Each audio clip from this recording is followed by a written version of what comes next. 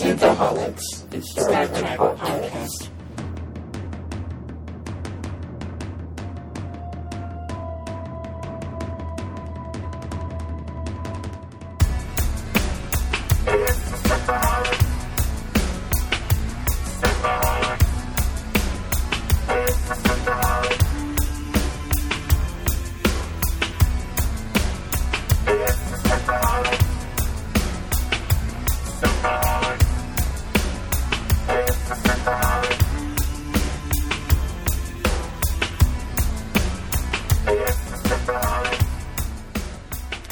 Welcome to Synthaholics, your weekly shot of Star Trek. This is your host, David Duncan, and with me is... Aaron O'Brien. Hello. Aaron O'Brien, yes. O'Brien, yes. O'Brien. The O'Brien is here. Dave, I told you off mic here that I went to see... the best Jurassic. movie ever invented. Yeah, not really. I got to see Jurassic World, Fallen Kingdom. How many worlds of Oscars will it win? Negative worlds. This is probably the dumbest movie I've seen in a while. Is this what happened when Thanos snapped his fingers? All the bad people went to this movie? I don't know what happened to this movie. I'm just going to put a warning. Unless you just like stupid schlock of like dinosaurs going crazy and killing people and volcanoes exploding. Sounds exciting, but the storyline is just so banal. Just keep away from it. Banal? I think I should have some fiber. Yes, you should, Bane. Fiber. If you want a more in-depth breakdown on Jurassic World, go check out Red Letter Media's YouTube channel and their Half in the Bag episode about Jurassic World: The Fallen Kingdom. I have not seen the movie. I don't plan on it, but watching their talk about it is all I needed to see, and I could enjoy it vicariously through their eyes and not even have to see the movie. Yeah, don't go see it. And like I said, unless you just like a stupid movie of dinosaurs, just being crazy. I mean, the graphics are great. CGI, awesome. If you're cool with turning your brain off for 2.5 hours, go see it. You really got to turn it off. Otherwise, spend 45 minutes and watch Best of the Worst. I'm not best. Half in the Bag. Well, and like I was saying to you also before, is totally not. I didn't plan this, but I watched the original Jurassic Park, directed by Steven Spielberg, just before, and it was so well done. The shot by shot, there's so many interesting shots and how he frames things and how he cuts the scenes. And then, I see this, I'm just like, there's no comparison. Yeah. So, yeah, whatever. But we are talking about an extinction event on this episode. Yeah, so we are talking about extinction. How about genocide? Well, we'll have to get into that soon, that debate. But we are talking about the Enterprise episode Dear Doctor, Season 1, Episode 13, and it first aired January 23rd, 2002. It's a fun episode, but it makes you think, and it's a little slower plotting. Like, the story is not very fast-moving. No, not at all. It's weird, too, because it's like we're so used to, TV being so snappy, and then this happens, and this happens, and this happens. Now this is sort of like just kind of following Dr. Phlox around the Enterprise and what's going on in his life. I'm going to feed my pets. I'm going to eat my pet's food. That worm was good. Oh, God, that was so gross. Yeah, but the pacing, don't you feel this pacing is so unsettling in what we're used to nowadays? Oh, it's definitely unsettling, and maybe it was that way for a reason, because it's kind of a dark episode, kind of. It doesn't start off. You don't think it's going to be a dark episode. No, not at all. I don't think they even intended it to be a dark episode. I think they intended it to be this is what Star Trek is, and this is what the Prime Directive is, even though the Prime Directive doesn't exist yet. Right. This is sort of a precursor to the Prime Directive, and maybe why Prime Directive was written at some point. But should we get started and start just breaking this episode down? Let's do it. Well, we get, like you said, Dr. Phlox coming into sick bay or med lab, sorry, and he's feeding all those little creatures. And like you said, at one point he eats one of these caterpillars or worms or whatever you want to call them, slugs, grubs. It was so gross. Yes, after he's feeding, he's like, I'll try my pet's food. I don't dislike Phlox, but there's just something about him that just is so unsettling to me sometimes. I don't know what it is. In general, I like Phlox a lot. In theory, I like Phlox a lot, but I really don't like him. I mean, I don't like his decisions this episode. I think he's still an interesting character, and I think we learn a lot about his character as far as the Denobulan life is like, which is really interesting, and it's nice seeing his perspective. But yes. I can't support his decision in this, so I kind of don't like him in this episode. But in general, I really like Phlox and the Denobulans as a people. Yeah, I don't know. There's something about Phlox that just kind of like rubs me the wrong way, and not awful. Just makes. I've just never really loved him. I like the idea of him, but I don't know, whatever. I should go on. So anyways, so after we have that quick scene, which is a strange teaser, because I guess we're just going to see like a different version or something that we didn't expect from Phlox. Maybe that's what we're seeing here, him eating that grub. It's giving you foreshadowing.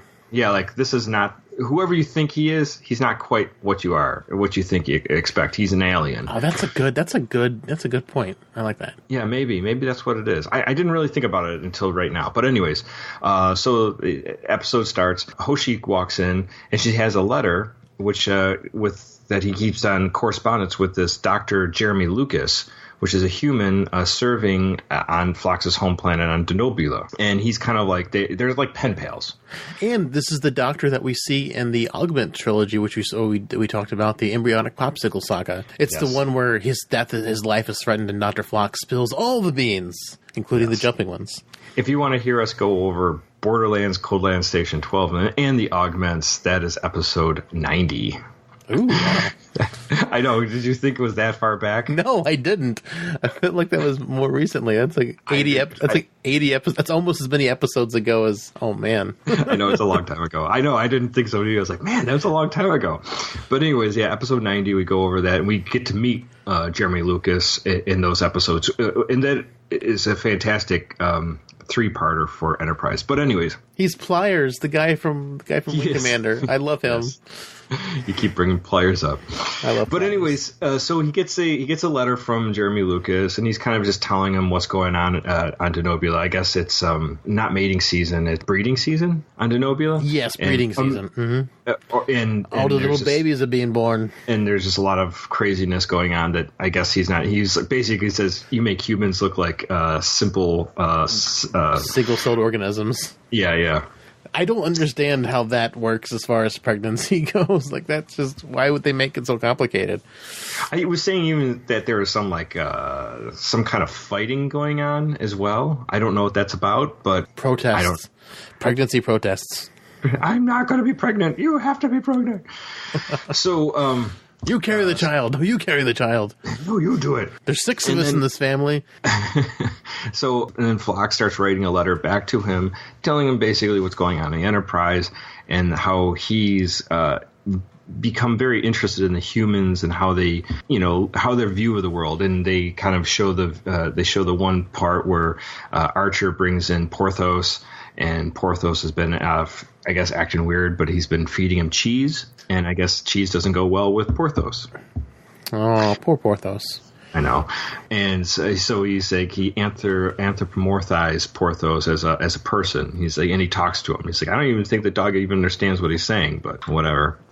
And he said something like, I talk to my bats or something like that. Yeah.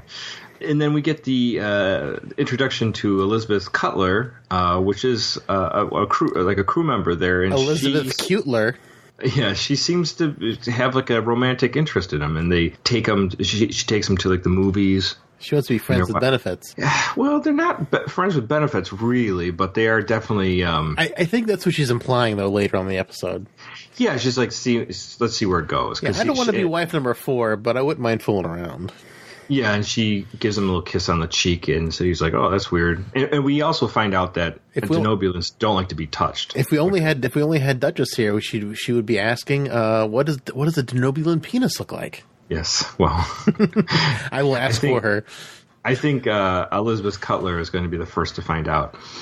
Where no Cutler has gone before. Right. So that's sort of like the precursor. And then what we find is that the Enterprise runs into a pre-warp vessel, which is by the Vlakians. And the Vlakians have been traveling for a year. And when they're two very faint life signs, they bring them aboard.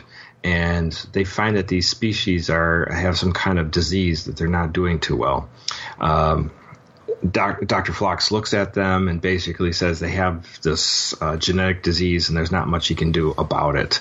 But they were taking their ship out to look for help with other warp-capable species, and they said they ran into two before, the Ferengi, and he said to somebody else, but I don't know who it was. Yeah, I don't remember. And DePaul says she doesn't know, the Vulcans don't know either of those species. So how did they not run into the Ferengi? I don't know. It seems odd. Maybe it's just they ran into a Ferengi far out. It just happened to hit upon their planet or something like that. Maybe, because it just seems like the Ferengi should just try to monopolize on it like they did in the Delta Quadrant. I know. We got a cure for you. You don't have a cure. You're just selling us sugar pills. Oh, wow. The old placebo effect. I wonder if that'll fix a genetic issue. No, I don't think so. Interesting, too, as a side point, is Hoshi. We see Hoshi trying to figure out the Vlakians' language. And we keep running into that, where they don't have like an automatic translation for everything. So I think that's interesting. This is like, we don't see that too often in Star Trek, and here we're seeing it for the first time. So we see it a lot more in Enterprise, though, because Hoshi's the manual translator. Yeah, I like it. And we also see where her and Phlox are sitting in the mess hall, and she's trying to learn Denobulan. So which is why when we talked about that Ray Wise episode of Voyager, that I thought that was so strange the Universal Translator went out, because that's an Enterprise thing. I don't think I've ever heard of that ever happening. Yeah, in any other post TOS Star Treks. Absolutely. So, but Archer consults with DePaul after the Vlakians say, "Would you help us?" And Archer says, "Yeah, okay, we'll help you." So they take a trip to the Vlakis, and they go to their planet, and they come down to their hospital, and they start. Phlox just is, getting to know the lay of the land, basically finding out what's involved with their disease and what's happening on the planet, and collecting a bunch of information and whatever you want to call it, specimens for him to analyze. And then they find out there's another species on the planet who's also humanoid, and they're called the Mink. I hope they don't they get hunted for their fur quite often. So soft. Very soft. They scalp them. They shag like a minx, baby. Yeah. Yeah, so the Mink they're kind of portrayed as like these simple-minded, almost like Neanderthal type of borderline mentally retarded. Yeah, like subspecies kind of race. And it's funny because once the crew gets to know the Mink, they kind of feel like they're being treated unfairly by the Vlakians. They're not allowed to have fertile land, but they get provided pretty much everything: shelter, food, and all that stuff like that. They're just kind of like used as like mules. Bred in circuses. Absolutely. So anyway. Or the Orions. We need the Orions. Bred in circuses. Well, that's what Emperor Giorgio is all about. Yeah, absolutely. So we get those two races, and Phlox is kind of interested in the fact that there's the two different species that have evolved on the planet, which he said, obviously most planets they come upon, there's only one dominant sentient species. So it's interesting find for that planet.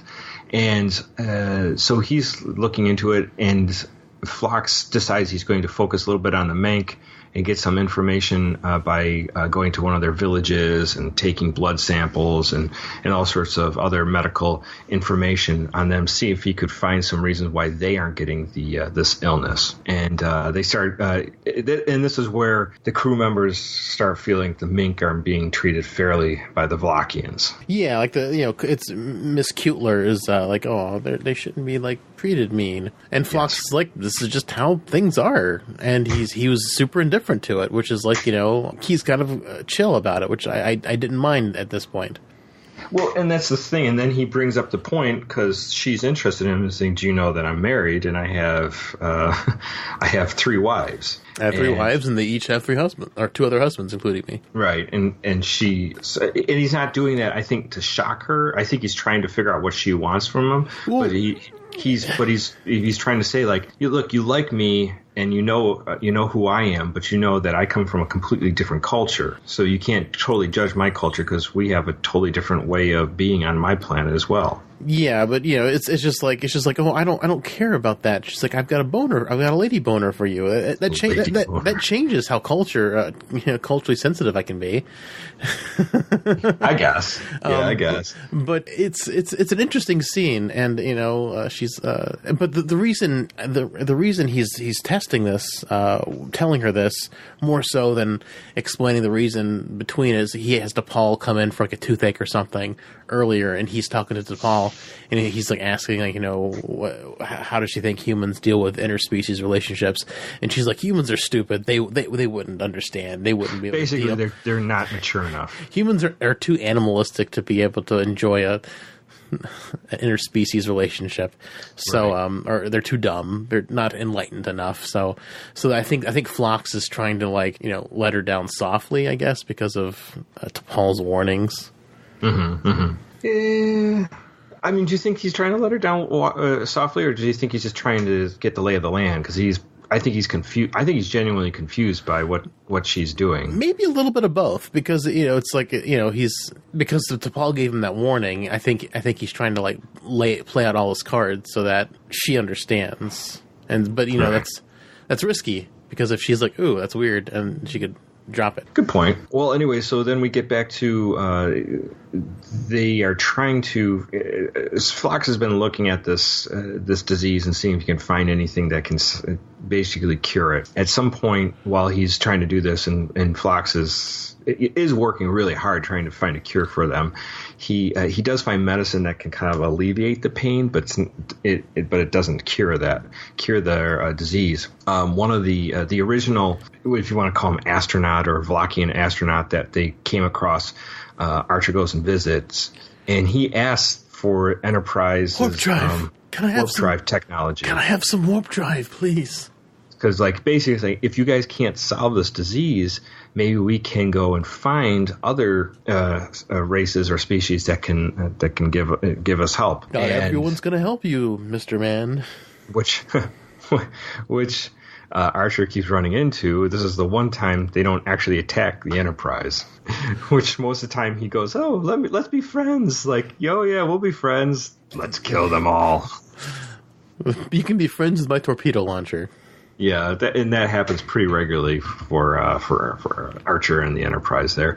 Poor Archer. I know. I always feel bad because he does want to be friendly with everybody. And he has this conversation with T'Pol about it, and he's even brings up the point, it's like they don't even know how dangerous antimatter can be. So that line made me think of that Voyager episode we talked about where Friendship 1. Mm-hmm, mm-hmm. Where they sent out all the schematics to do antimatter. I suppose it happened beforehand because Archer's all of a sudden worried about how antimatter could be.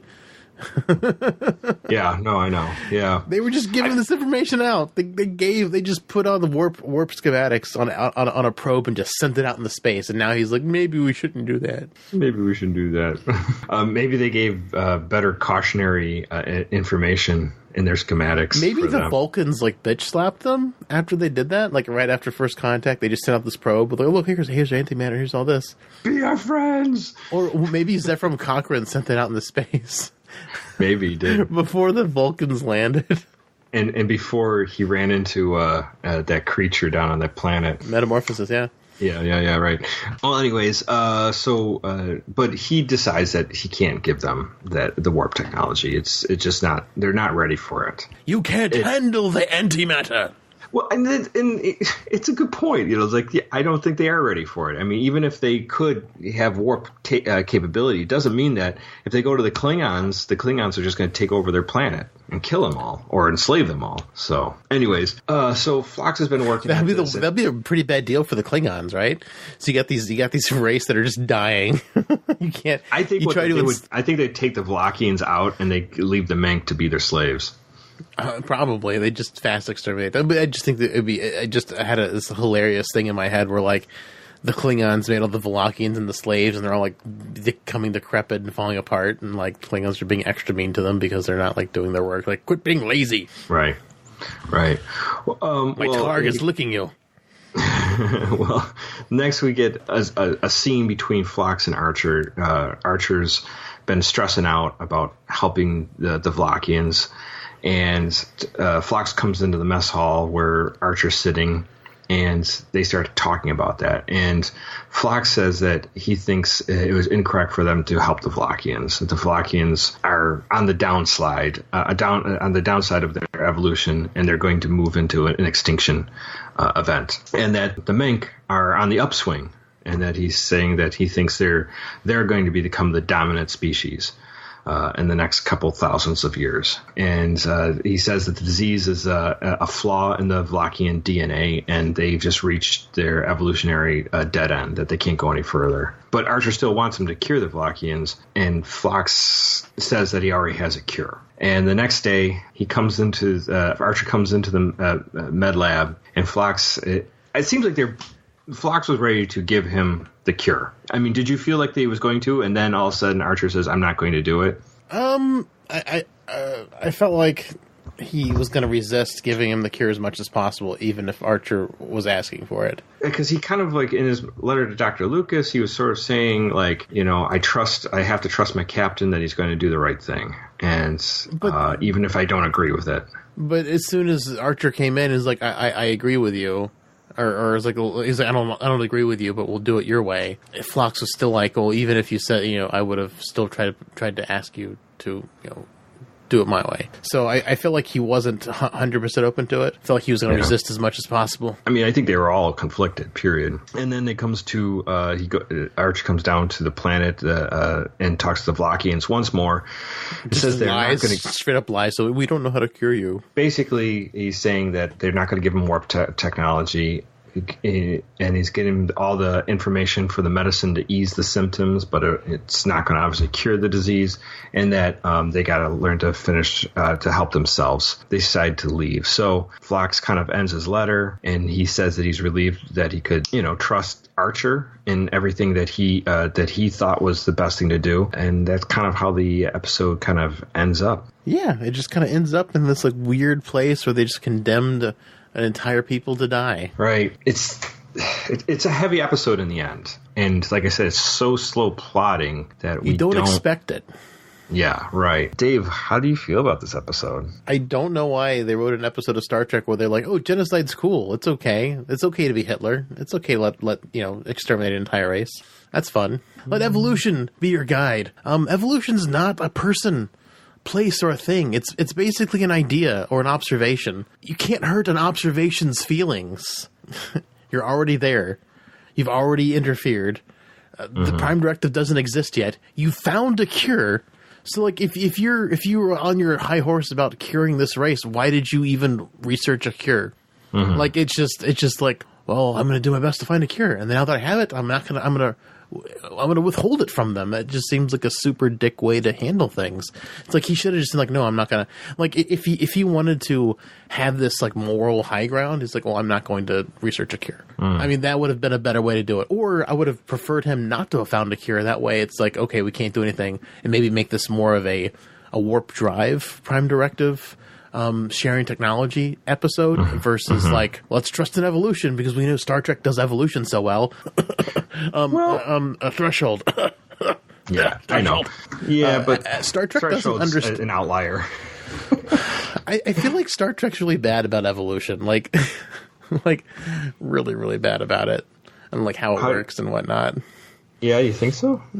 Definitely, Threshold. Everyone do the dinosaur was kind of weird. The episode where everyone's following the graham crackers, and they find out this race was like seeded all the other races in the Milky Way galaxy. So it's just kind of like, they're kind of like wishy-washy in how evolution works in Star Trek, and very inconsistent, and they act like it's a person that needs to be respected, versus like if you can fix it, fix it. You know, I don't understand why they're like just withholding this technology when, you know, like I said at the beginning, if he had this moral high ground, why didn't he say so at the beginning? Yeah, and you think about it with evolution, even on our planet, like the fact that we do animal husbandry, where we breed certain animals to our benefit. We mold them. You know, certain cows give more milk. We favor those cows. Those cows get more food, get more care, and they survive. Or better cuts of beef. Yeah, or even that, or faster horses, stronger horses. We make sure that they are given more care. They're bred more often. I mean, obviously, we have like the Kentucky Derby and stuff like that, where you take the winner of the race to breed with it is like you have to pay tons of money to get that. Basically, the chance to breed with that horse.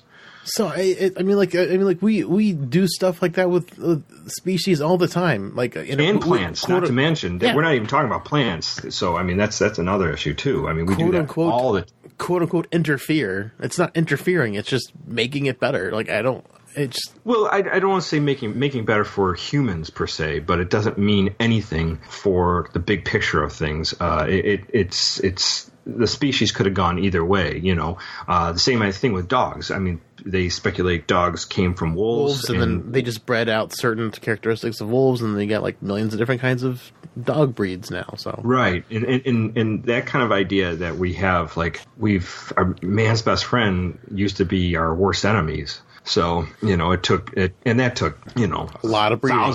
thousands of years. So we're constantly interfering with evolution on all sorts of levels. And even how we treat ourselves. I mean, what we do for ourselves. We obviously we try to find a cure for cancers and try to find a cure for other diseases. That's part of evolution, saying, you ain't working too good. And and that's cruel to say, because obviously nobody wants to see anybody die of disease or cancer, but it is part of, except for doctors. But you know what I mean. It's I know. It's a life cycle. So I'm poking fun at doctors for being dicks in this episode. Well, yeah. So I do have an issue with that somewhat as well. I don't know. So the crux of this question is, do you believe this is genocide or not? Because I've gone to the ye old Wikipedias, and let's just read what genocide is, just to be clear we're defining things right and just not pulling things out of our ass. Genocide is the intentional action to destroy a people, usually defined as ethnic, national, racial, religious group, in whole or in part. The hybrid word genocide is the Greek word genos, which is race or people, and the Latin word cide, which is the act of killing. The United Nations Genocide Convention, which was established in 1948, defines genocide as an act committed with intent to destroy, in whole or in part, a national, ethnic, or racial group. Having it cure, knowingly withholding it, is most definitely condemning the entire Vlachian race to die. They are actively committing genocide by withholding what they have. Is it genocide? I believe so. I don't think it's done in ill intent. I think it's more of, I don't know. When I think of genocide, it's an intentional action to destroy a people. They intentionally withheld that medicine, so they're intentionally destroying them.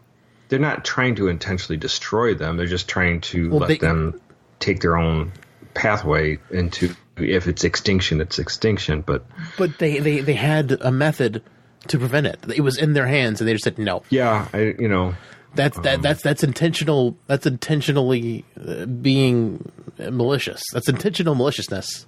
And they're playing it up to being like, oh, let's let this invisible idea that has no feelings or thoughts, rule over the fate of these people who do have feelings and thoughts.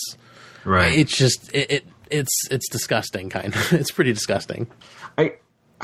Yeah, and I have been trying to think about what Phlox is trying to. What's his issue with this? Well, and the thing is, he was so indifferent to the Mink. He was trying to explain the Ensign Cutler that this is just how it is, and that there's no reason to feel bad for them because they're cared for. They're well cared for. They're not being mistreated. That's just how their society is. he had no skin in the game. He didn't care. And all of a sudden he's like, nope, the Mink are going to be number one. Yeah, right. So his motivations aren't even super clear. Yeah, and I have a hard time understanding how easy the cure would be. Is it just basically, give them this information and they can synthesize a drug or do some kind of genetic manipulation? Yeah, I don't know. I hesitate on genocide only for the fact that it's not done maliciously. It's more of just like let's nature take its own course. But if you have something in your hand and you're not giving it to them and you're lying to them about having a cure, I feel like that's malicious. Like Archer was like, yeah, we can't do anything, sorry. But they had something. They had it in their hands. I don't know. I feel like it is malicious. I mean, I know that they play it in the episode like it's not. They're trying to let this big invisible force, decide for them. Mm-hmm. But I mean, they were already there. They're already interfering. Like we said earlier, like we interfere with how things change here all the time with breeding horses for speed or cattle for better cuts of beef. I mean, I don't know. Yeah. They're already there. They're already interfering. There's no Prime Directive. There's no reason for them not to give them this other than some weird, strange, misguided, quote-unquote, morals that Phlox feels like he couldn't violate. Yeah. What happened to do no harm? You're harming the entire race by not curing them. Right, and Archer even says, he goes, that it's your job to come and fix things when, medically.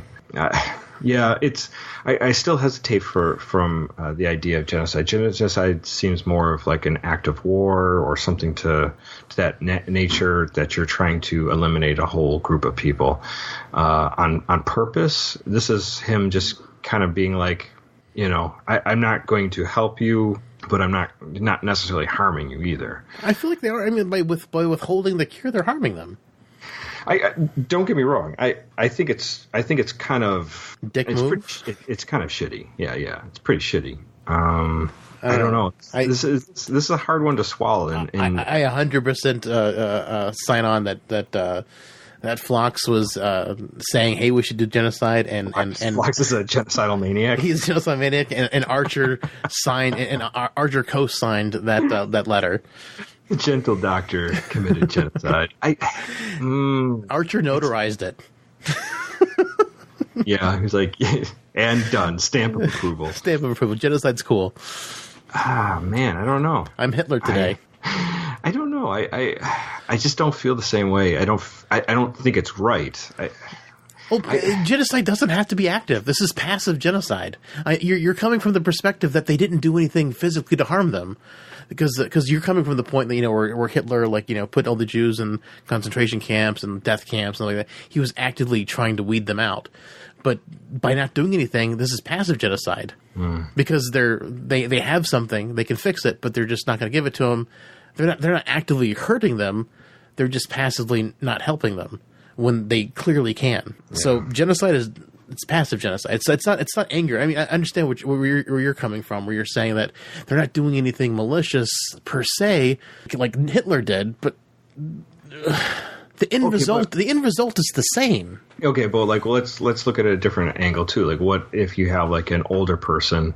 Okay, let's say you can stop people from dying of old age.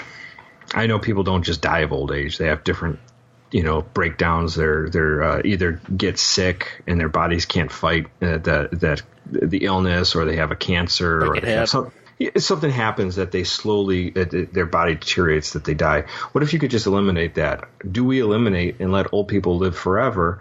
Which sounds wonderful, but the other side of it, then you're just going to have overcrowding of the planet with a lot of old people. Maybe that's a shitty way to look at it. It's not genocide because the race is still moving on. Mm-hmm. I mean, it's I don't know what it is. I mean, it's an interesting proposal.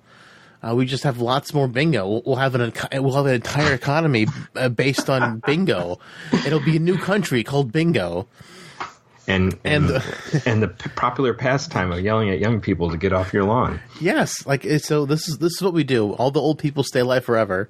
So we create a new country called Bingo, where all they do is play bingo, and the whole and their national anthem would B-I-N-G-O. And they just go there and they play bingo for the rest, and then the whole economy is based on bingo. Like they can trade goods and stuff based on bingo. So I think we can figure that out. I'll be fine. I'll have to get a big empty piece of land to be the biggest nursing home of all time. Yeah, it'll work. I don't know. Yeah, it'll work. Don't worry. We'll raise Atlantis and put them all there. Hey, and the old people also like to gamble. Some of them. So I mean, you can just put a bunch of Indian casinos on there too. Like, look at all the money we can generate with all these old people. Okay, but going back to Phlox and Archer's dilemma, I mean, Phlox. I mean, not Phlox, but Archer brings up the point is that it's not his right to interfere, and he's not the one who should judge and who's to live or die. And kill all the doctors. We don't need to fix people ever. I don't know.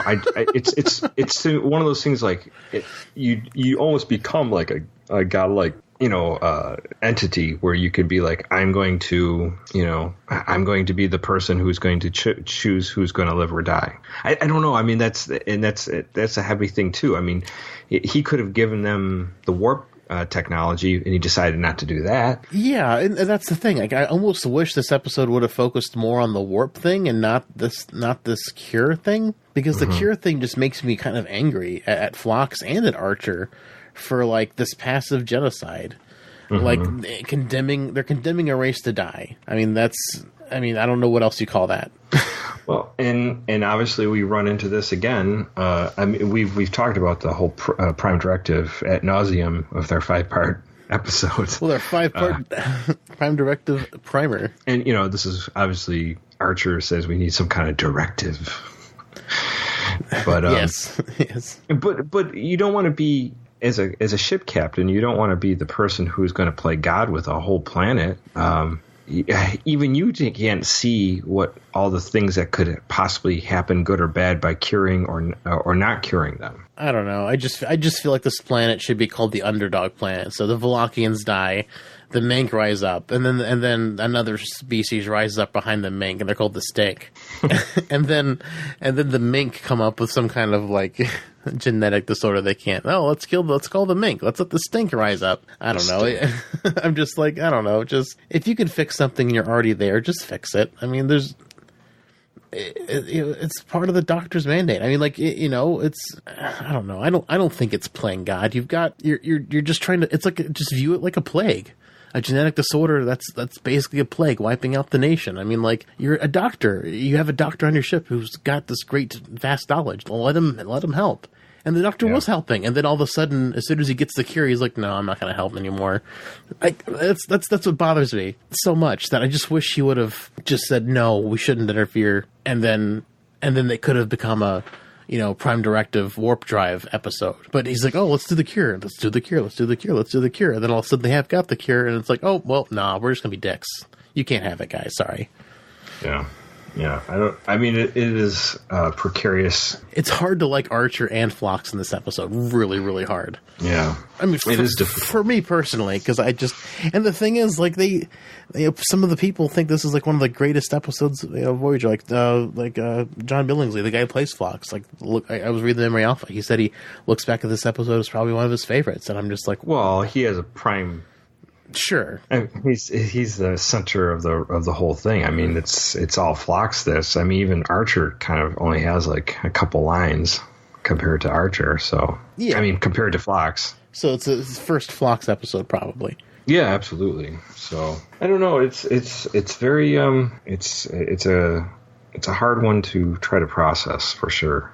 I'm not really sure how I feel about it.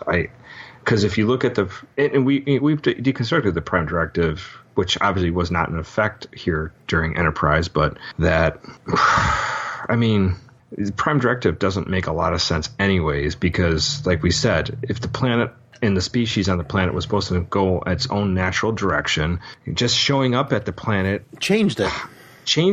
And you, the Enterprise or any ship that shows up at a planet is part of the universe, and it's the natural course of what the universe is. The universe intended, us to build spaceships. And then find this other planet. Yeah, so, I mean, that's kind of how we came down in the Prime Directive episode, where it's like we're, if we're there, it might as well help, right?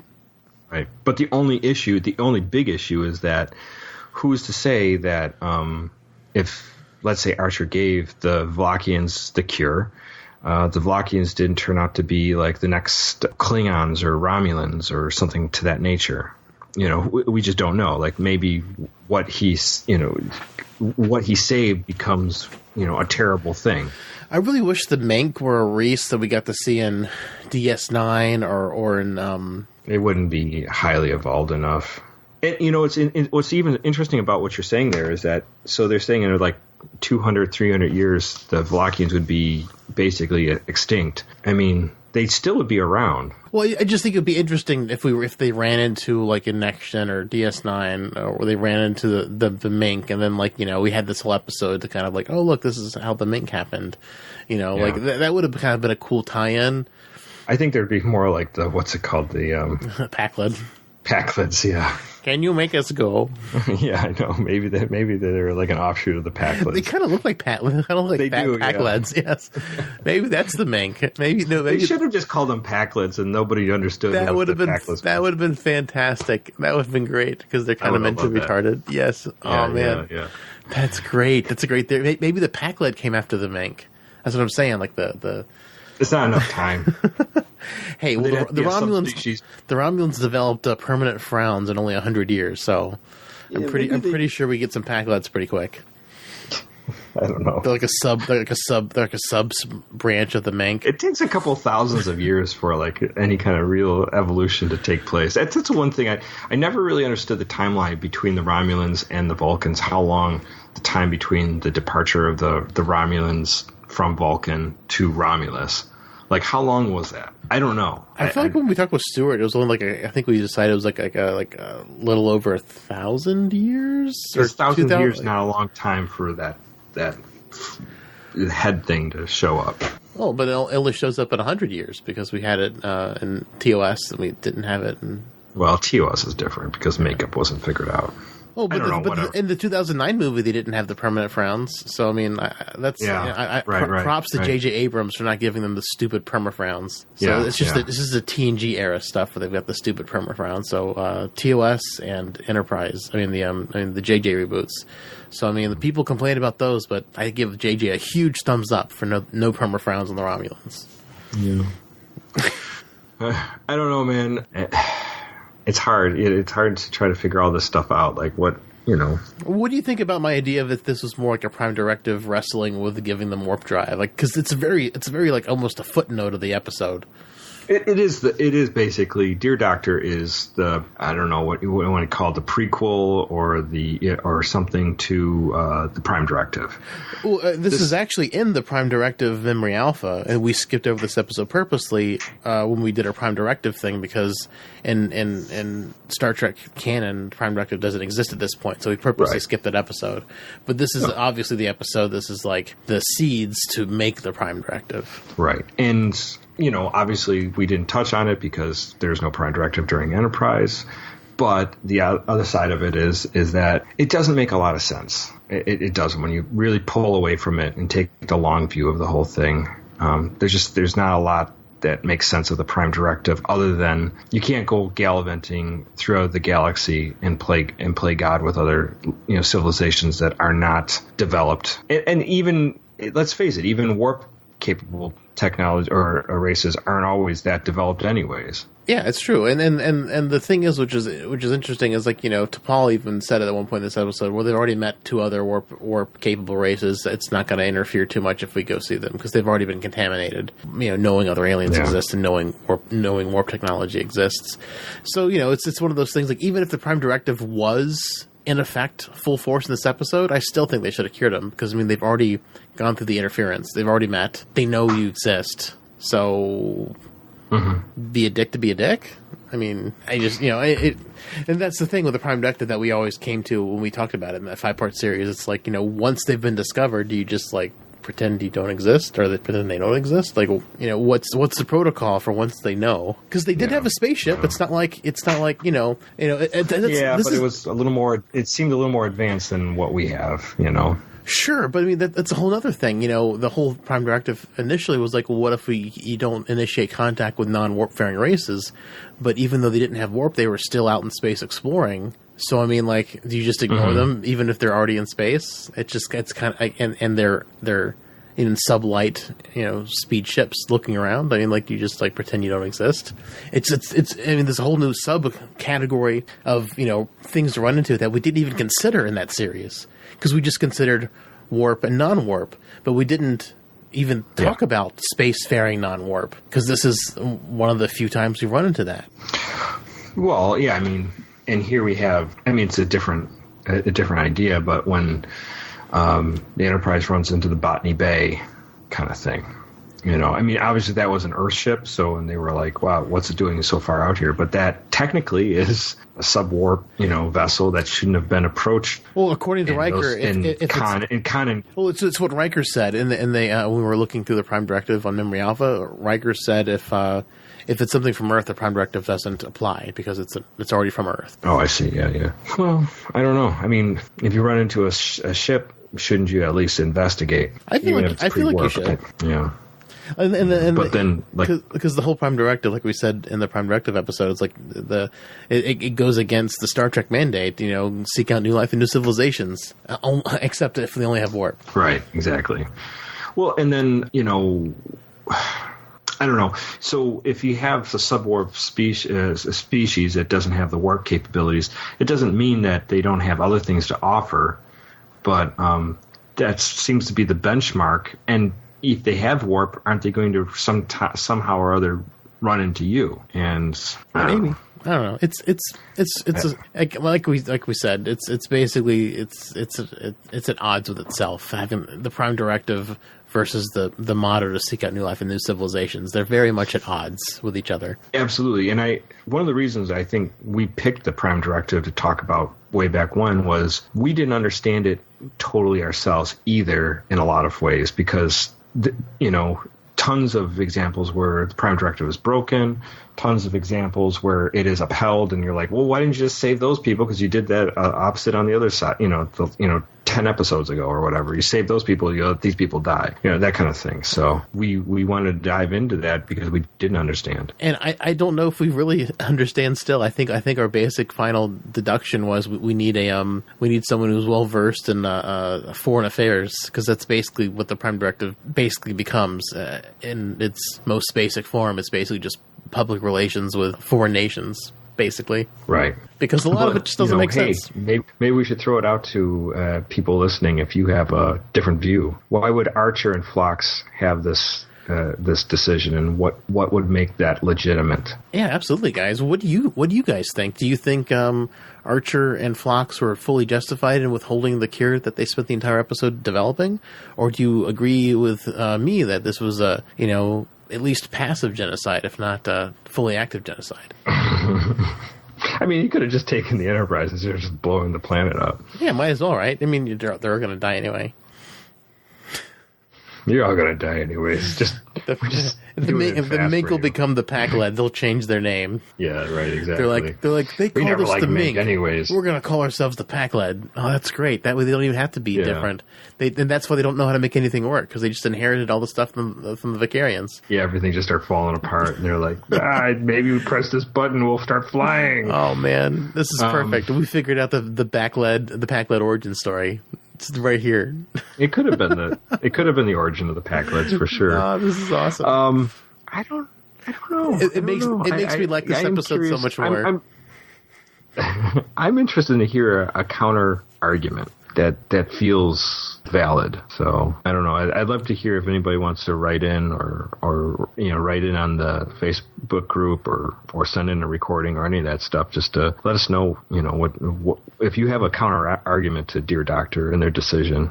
I'd love to hear it. Oh, absolutely. I'd love to hear it too. I want to hear what you guys think, and if you think it's genocide too, let us know that too. I'd love to hear what you guys think. You can email us. I don't think it's genocide. Sorry. Man, that's good. I mean, like, you don't think it's it's genocide. I think it's genocide, and that's what makes the show great. We have different opinions. So if we have a third opinion from someone else, I'd love to hear it. We'd love to hear it. You can email us at synthaholics@yahoo.com, or you can email us an audio clip like Aaron was saying, or on the Facebook group at facebook.com/group/synthaholics. Is there anything else about Dear Doctor that we can get into, Aaron?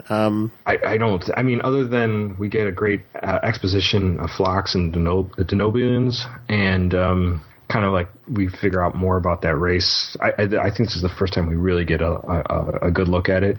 And obviously, like I said, it's strange how the show is paced, and then it gives you that like last, dark ending that you didn't expect. Yeah, it is really dark, and it seems so light. Yeah. Well, like, let's talk about that Phlox thing. Like that's super interesting. Like the Nobulan people, where they each get married to 3 or 4 people, and then they have this giant family unit. And as expensive as things are, and as how everything's going up except for the minimum wage, it almost seems like that should be a viable option for us. Family units. I don't know if I don't know. I don't know if that would work for humans. I mean, I think we're totally different temperament. I think we're very jealous people. We're very possessive. Yeah, I don't know. But it's just financially, it just seems like that would work so much better, because like everything is just getting so insanely expensive for a lot of times like 50 years ago.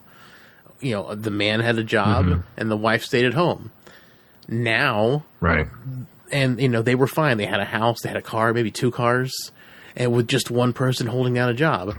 Now we've got 2 people holding down a job, and, they might still be stuck in an apartment. Maybe just have 1 car. They have to share it. Like it's insane. Like how things have radically changed. In just 50 years. Yeah. And in 50 more years. I mean, like, right. How it's going to be like 2 people working, and then, they don't even have a car at all. Like, they may not even, they may just be renting a cardboard box. I mean, like, it's going to be like, what's it going to be like in another 50 years? It's kind of scary. Like, how are we going to afford all the things? Maybe culture will have to, like, take a different step in a different direction to make things work. Because I just... Financially, for regular people, how is it going to work? I think it's a little different. I mean, for what I think there's 2 different subjects here. I mean, one is how the American, 50 years ago, how Americans could, there could be one breadwinner making money, and then living comfortably, and they live relatively comfortably, and then I think that has changed. I think we don't have unions anymore. We don't have anybody looking out for workers' rights anymore. Wages have been stagnant for over 20 years. I mean, people have made a lot more money. I mean, people might be working more, but they are making as much money. And housing goes up, food goes up. Sure. Trump starting all these stupid trade wars, so like everything's going to go up. And enacting tariffs, and so people are going to start tariffing us right back, and it's just going to be, everything's going to get worse. Well, and that's basically this is going way off subject of the episode, but I mean, I think that's just like 20, 30 years of politicians playing out to people with the biggest checkbooks, which are usually, business CEOs. Leaders. Yeah, they're looking for breaks, and they're looking for them to make more money, and their shareholders make more money, while we don't make as much. Well, I mean, I don't think it's off topic. I think this is what happened on Denoblia, and this is why they had to come up with these family units. Well, I'd like to add something. Maybe they were jealous once before, and then. Well, I'd like to add something to what you were just saying there, because it's on the family aspect of things with Denobula. I think we are seeing something maybe not quite like that, but. I get to see a lot of families and parents and people who go to this, my children's school, and you have lots of people who they had kids with their exes, and for one reason or other it didn't work out, and they still have their ex that's in their life, but but their ex maybe got remarried or has another boyfriend, girlfriend, and the same thing with that person. They move on, and they have a relationship. So basically, those children have 2 families that usually get shared. one way or the other. So, half the week they spend with one parent, the other half they spend the other. So it's a common thing. I see more and more. So maybe we're kind of going that slant anyways. Yeah, maybe. Just it's not as amicable. Not as inclusive as the Denobulans. Denobulans are just like, yeah, okay, we got married, and now you're going to get married again. Yeah, it's like open relationships for everybody. You get an open relationship. You get an open relationship. You get an open relationship. It's great. Everyone's happy. Everyone's like the orgies are the best. But who knows? I just think it's interesting to think about because like one of the other things we were talking about before, I think before this show started, was that sort of like the guy who created Wonder Woman kind of imposed that upon his first wife, where he married some other woman, and he was like, you can either accept this or you can leave, and she accepted it, and she's like, well, she's going to be the stay-at-home mom. So like basically like they, both worked. He and his original wife worked, and then she became the stay-at-home mom. The second wife became the stay-at-home mom, and she took care of all the children. So like, it's an interesting family dynamic, and I don't know. It just seems like something like that might have to, happen in society just to afford living places. Because I know you're saying how you kind of have like multiple children have multiple families with the breaking up and everything, but that doesn't help when there's two people. Like when in another 50 years, when two people can't afford an apartment and a car. Because 50 years ago it was one person, a nice car, or a couple of nice cars in a house. Now it's two people, and sometimes they can't even swing that. So it'll be interesting to see like what happens, what kind of cultural differences could happen when things become more desperate. There's a counter argument to what you're suggesting as well. Sure. Polyamorous societies. Now I don't know about Nobula because that's a totally different world and different species. But usually end up not working. People great. say, and I'm not. Yeah, it ends up more violent societies. They're more violent because we become more jealous and angry right? Because of basically what happens is one person becomes, or a select few males become the top males to get all the women, and then there's a ton of sub males that for one reason or other, they don't get as many women as the other males. So they become more male content over what they're not getting. They try to alpha it up, and then they try to kill the alpha. Yeah, it's right. It's I sad. don't know much about that. That's what I've heard and I've read a little bit about, but I don't know that much about it. It's not anything I know a ton about. And I maybe sound like I'm advocating this, and I from what I read too, like it doesn't super work a whole lot because bad things happen, like someone becomes jealous and things happen. But ideally, maybe people should just chill out.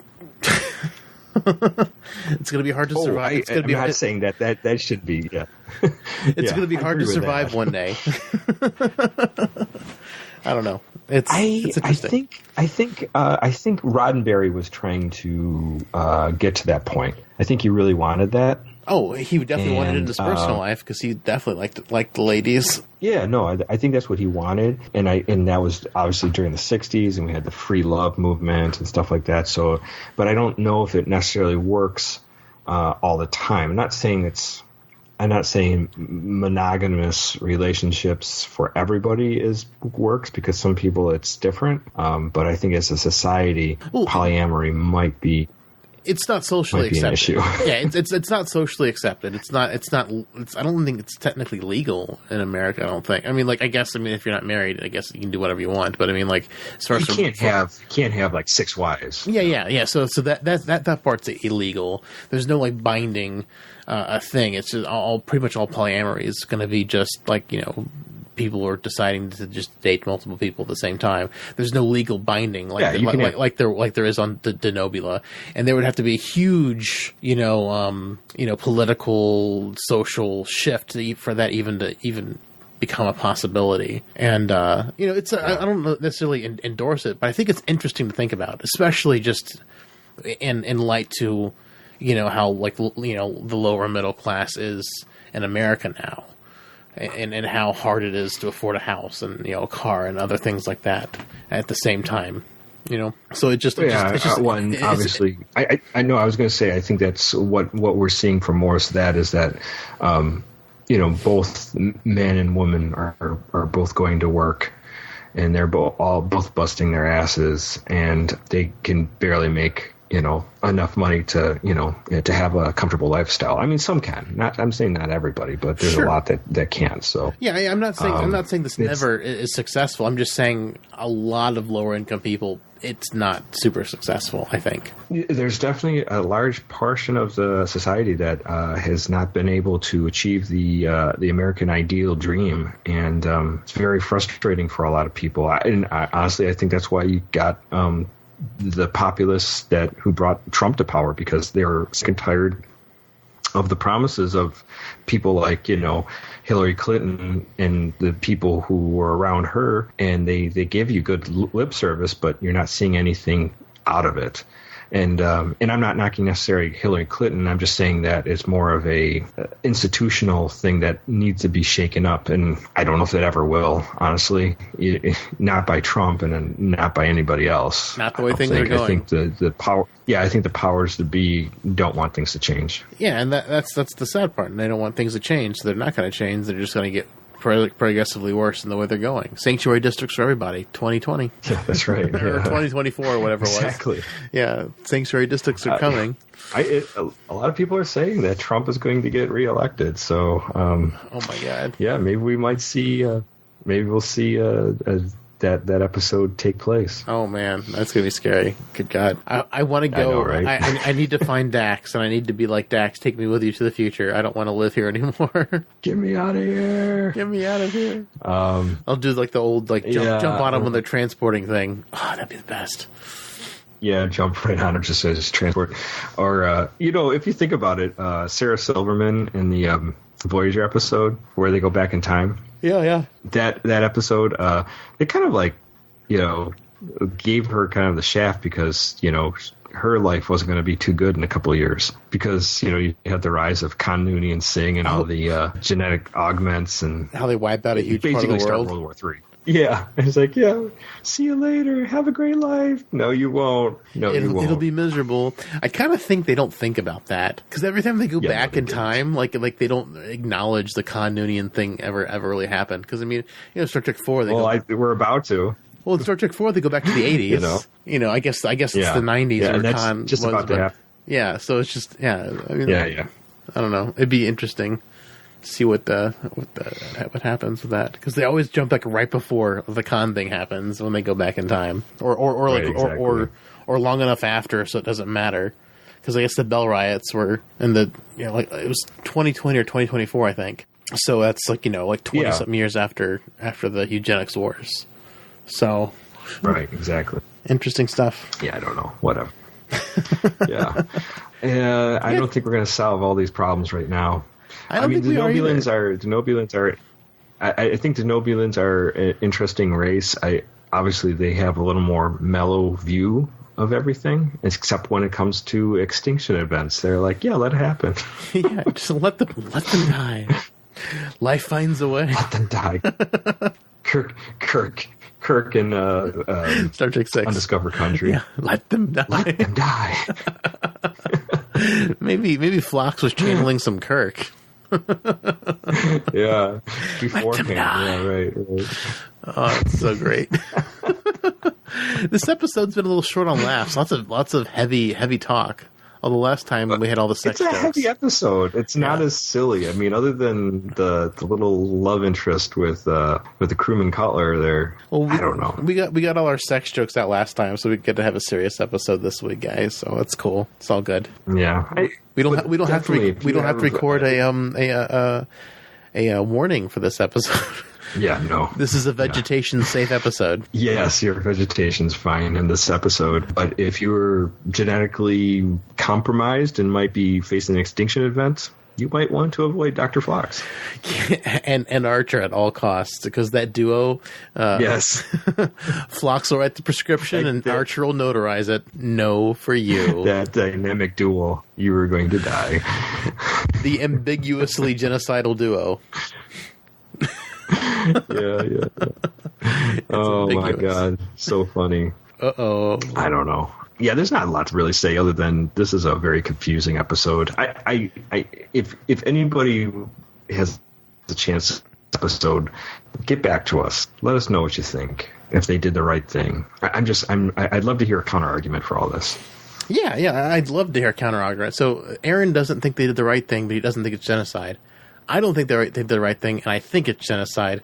So we need a third option or a fourth option. I'd love to hear those options. We'd love to get some of those emails back. Some more emails if you guys have any thoughts about that. And speaking of emails, we actually do have another email from not George R.R. Martin himself. Oh, okay. Okay, the email from not George R.R. Martin. Okay, so here it is. Format changes, if any, for Synthaholics podcast. I think you should lead off with anything Star Trek related. We have a little while before season 2 of Discovery. No real word on the next goofy Ask JJ Trek films, and even less on the Q Trek, aka what I'm calling Quentin Tarantino's Star Trek, if it ever happens. But there's always speculation, gossip, rumor, and whatever else studios have pushed out for mass consumption. Then you can follow up by talking about whatever you think is currently out or interested to you guys, either individually or together. Lost in Space, Black Mirror, the newer X-Files, Game of Thrones, Westworld, which is like a much slower boil BSG. Comics, graphic novels, authors, anime, animation, music, whatever pop culture that is interest of you. Compare and contrast them to each other, linking them back to Star Trek when possible. If you're already watching Game of Thrones, for example, then hopefully it won't require a great amount of extra work for you. Empowered by that patented Synthaholics banter, I think it'll start the blood flowing for some new interesting ideas. Insert David erection joke here. Whenever... Empowered by the patented Synthaholic banter, I think there'll be start of a blood flowing to some new interesting areas. I hope the Nobulans have more than one penis. Do you think they do? I don't know. They've got 3 wives, so maybe they can please them all at once. Oh, you think it's just like one big... Yes. It's a 3-way. And now back to the email. It's a 4-way. I'm sorry. He's got 3 penises and 3 wives, so he just gets it all done at once. That's why the mating season's so crazy. Remember? He said he gets them all pregnant at the same time. That's great. That's why it's so complicated. They're on his fingers. He just fingers them all, and then uses the penis. Yeah, that's great. That's great. Finger bang, yeah. Finger bang and actual bang. That's great. Mm-hmm. So back to the email. Whenever there's a substantial Star Trek news, episodes, or ideas, you can make the whole episode about Star Trek if you'd like. Arrange in any order you'd like, just to keep the stream of consciousness flowing. Keep the humor flowing. Continue to enjoy the content, but don't take it too seriously. Better and better ideas will come from there. I think that you'll wind up with even more solid show for it. Does that make sense? My feelings are, whenever you talk about an old episode of Star Trek or anything, it's like the scene in the movie AI where the aliens come to Earth and find the main character, robot, frozen in ice. They wake him at his request, reanimate his human mother. She figures largely in his mind, but the aliens warn him that she'll only last a day, and the process cannot be repeated. Mm-hmm. Mm-hmm. Other things that can be inspired by what has passed before, but the old cannot coexist with the new.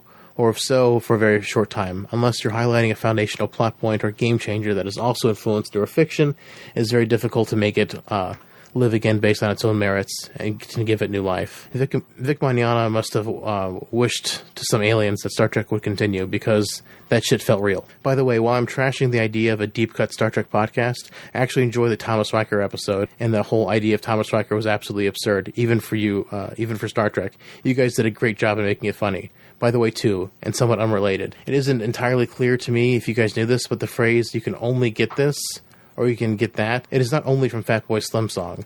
It's originally by a group called Black Sheep from the 1991 song The Choice Is Yours. Both versions are good. I just wanted to make sure they got their credit. Yeah, I knew that was an older song. I just didn't know the band. But yeah, Fatboy Slim made it more popular recently. Yes. My suggestions do not require a lot of hard changes, just an adjustment in perspective. I think if the emails do not read well, please ask me to resubmit, and I'll do my best to fix it. Let me know what you guys think. Thanks for taking my suggestions seriously. Live long and hola!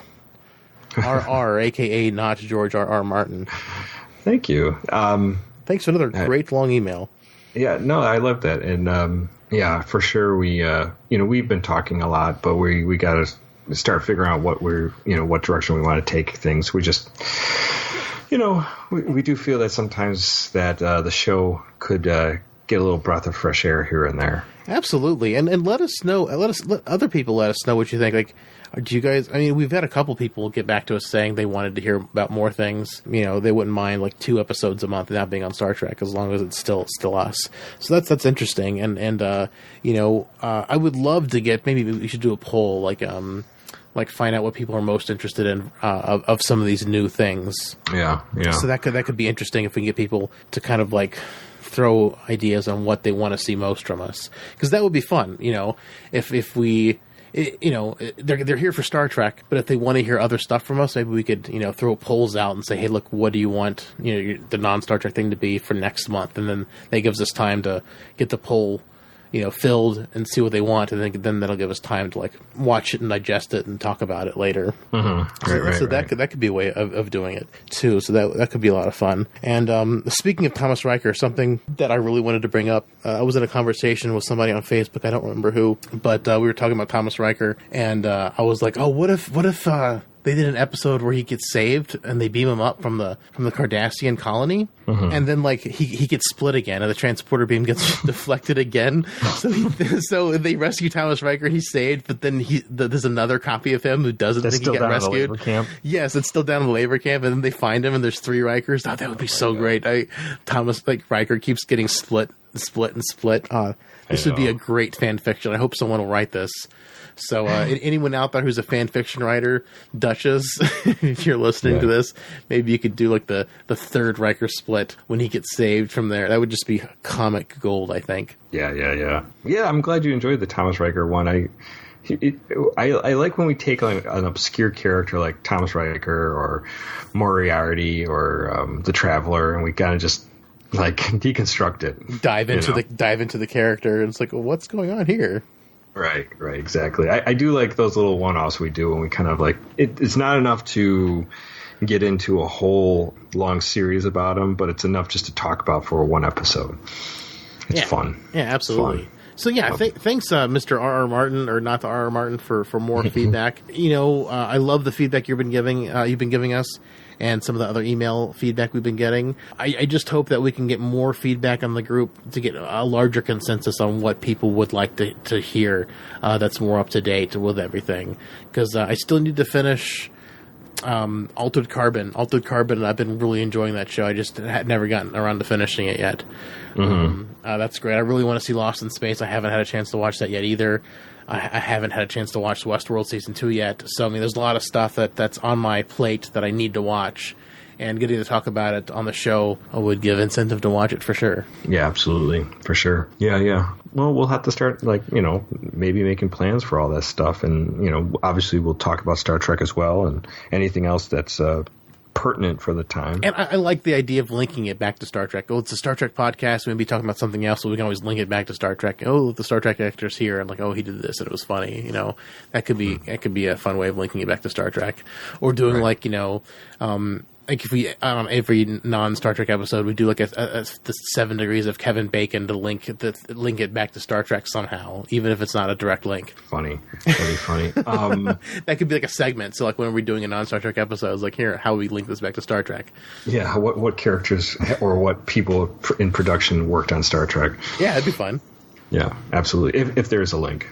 Well, I mean, at least we could do a link for actors. Like, you know, this actor was in this, who was in this, who was in this, who was with, you know, this character from Star Trek. Right. So, absolutely. So we could at least link it by actors. It'd be kind of a fun way to link it. If there's nothing direct we could at least, you know, 7 degrees of Kevin Bacon it.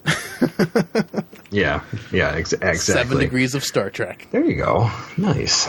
Yeah, maybe play a game and just, like, name actors and see if we can see how they're connected. Yeah. That'd be good.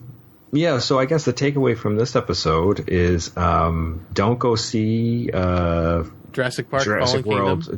Jurassic World, Fallen Kingdom. Go to redlettermedia.com and watch their review on it, and that's all you need.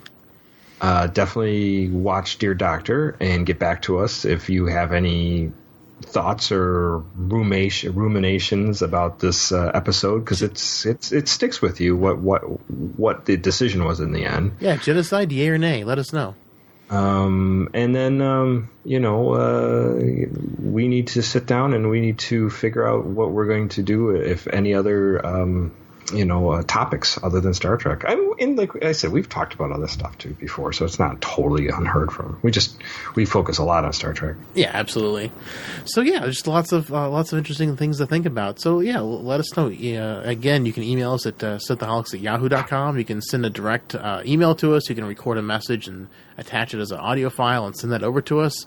We'll be happy to play that on the air, and then we will respond to your voice. You can hear yourself on the show. I mean, it's something we've done before. We did it on our 100th episode, and you can do this anytime really.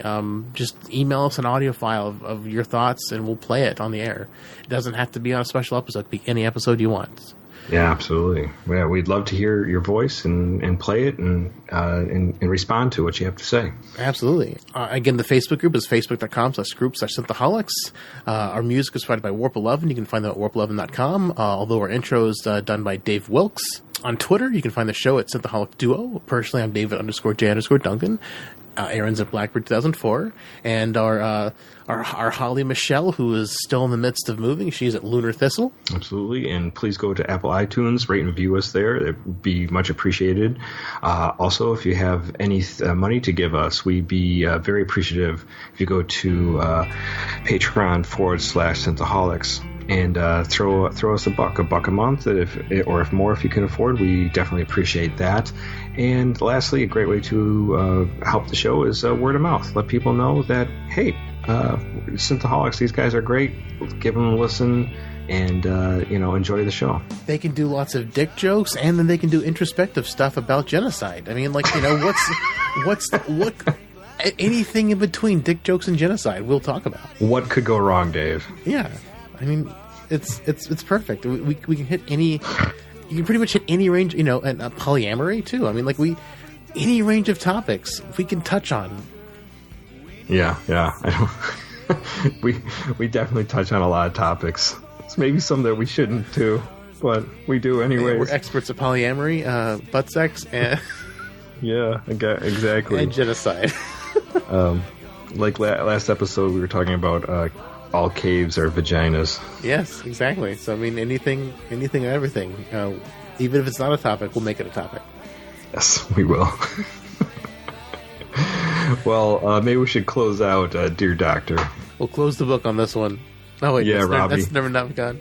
Yeah. He's coming to you next week because I'll be on vacation. Yeah, Dave's off. He's sick of you people. He's got to take it off and drink. No, I'll be going down to Virginia Beach. If any of you guys are down at Virginia Beach, come say hi. That'll be fun. Yeah. Well, thank you all so much for listening. Live long and prosper, one and all. Before the night's over, I'll puke in the sink and we'll cry till we laugh. And we'll both shit our pants. You're the best drinking friend I ever had. We did it. We talked about Dear Doctor. We didn't die. He didn't kill us. He didn't kill us. No mercy. Right, exactly. No mercy for you. Oh, man. It's a weird episode. Take no prisoners. Take no shit. It's a weird episode. It's hard to kind of process. It is, because it starts off so silly and because he's eating his pet's food, and then it's like, yes, I'm going to kill everyone on this planet except for the mink. I'm going to kill everybody. On purpose. I'm going to let them die. Let them die. Let them die. Jim, they're dying. Let them die. Let them die. That's so funny. I want someone to do a super cut of that, where they cut him just let evolution take its course, and then Kirk going, let them die. You should just get that cut and just keep on playing that through there. Back and forth. Let them die. Let them die. Actually, I should Jim, just do they're that. dying. Let them die. Just do it as a joke video on the Synthaholics YouTube thing. That'd be great. Yeah. Speaking of YouTube.